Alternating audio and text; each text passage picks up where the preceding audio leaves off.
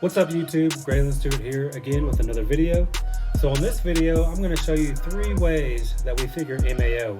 And the MAO is Maximum Allowable Offer. Obviously you have to know what your ARV is first, which is your after repair value, in order to come up with your MAO, your Maximum Allowable Offer, okay? So I'm going to break it down for you. All right, so first, obviously our ARV, you need to know what that is. That's after repair value, okay? And then MAO, MAO is, I'll just do a short, max allowable offer, okay? All right, so the first thing that we're gonna do is what I like to call just the quick and easy, or the quick and dirty, whatever you want to call it. So we'll break that down on exactly what that is and what that means. And then we're going to have a traditional way of doing it that most people teach or know. And then we're going to do a third one. Hopefully you can see this. The third one is going to be basically a guaranteed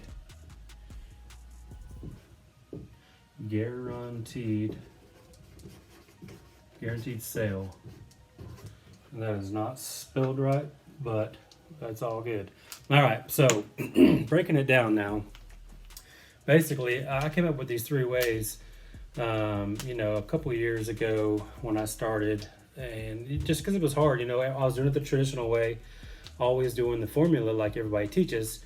And it was just, it's time consuming, and then you're trying to, do all these different things, but it does work. Obviously, all 3 of these are going to work for you. So, but I like the quick and easy way I come up with that because it's just easy and it's fast, and it typically works most of the time. It's not 100% guaranteed, but at least when you're first looking at a deal and spending a lot of time on it, at least you have an idea if that's going to be a deal for you or not. So let's get into it, okay?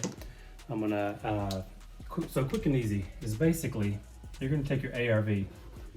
All right, so let's take ARV for example. So after repair value, okay? Really what that means is how much is this property worth in perfect condition, all fixed up. So after a flipper does all the remodeling like you see on HGTV, for example, what can they sell that property for, okay? That's an ARV, after repair value. That's probably arguably the most important thing as far as wholesaling goes when you're making offers. Because if you have your ARV wrong, everything else could be wrong, okay? So just for simple math, let's just say the ARV is 100K, okay? Just to make it easy, right?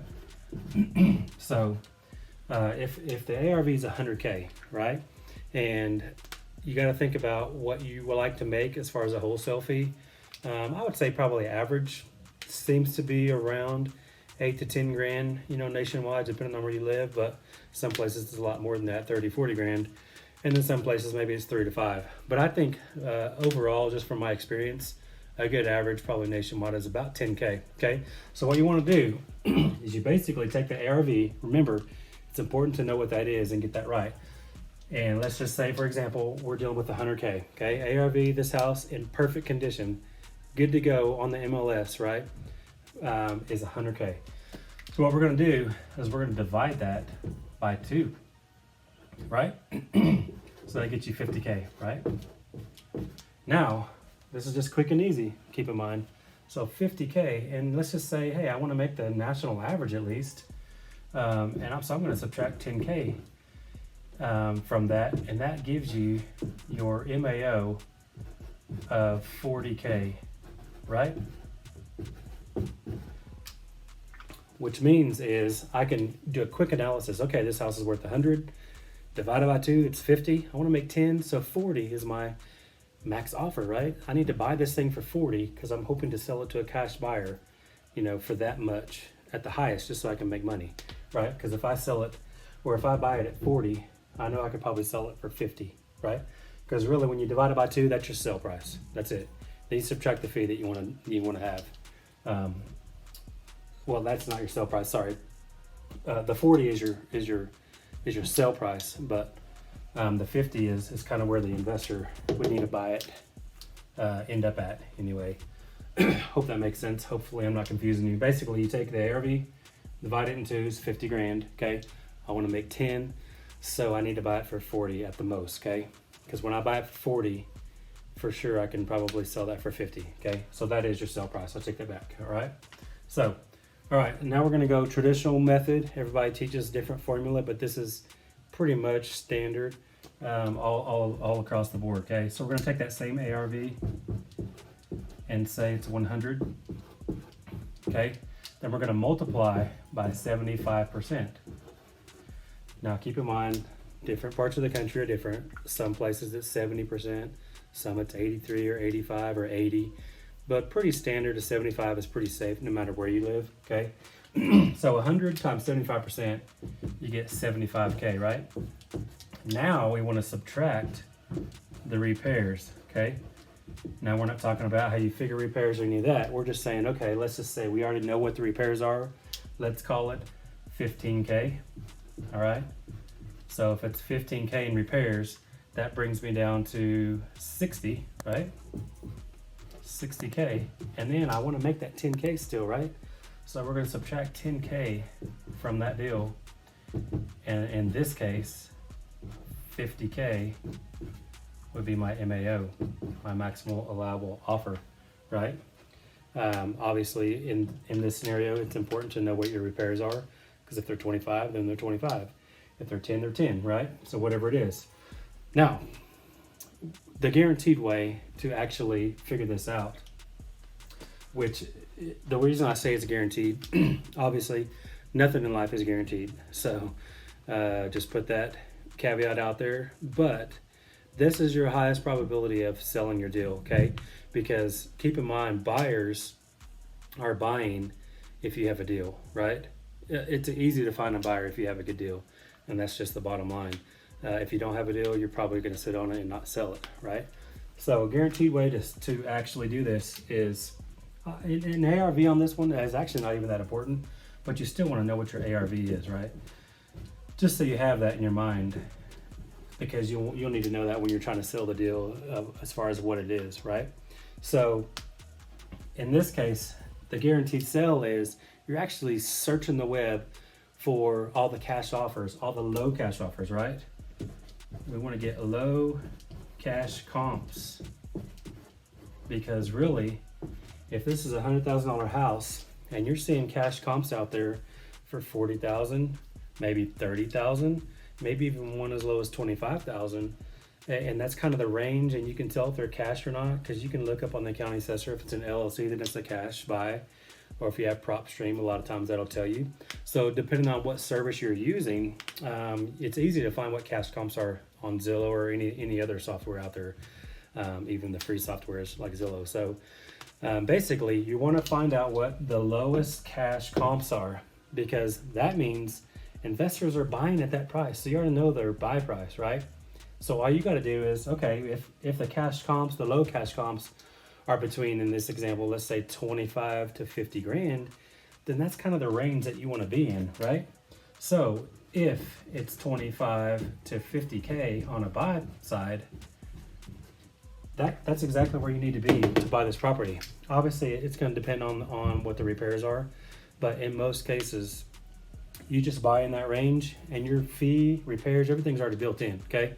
And also, to recap on this quick and easy, the reason dividing by 2 is easy and it's pretty good a lot of the time, because it's already factored in there as well.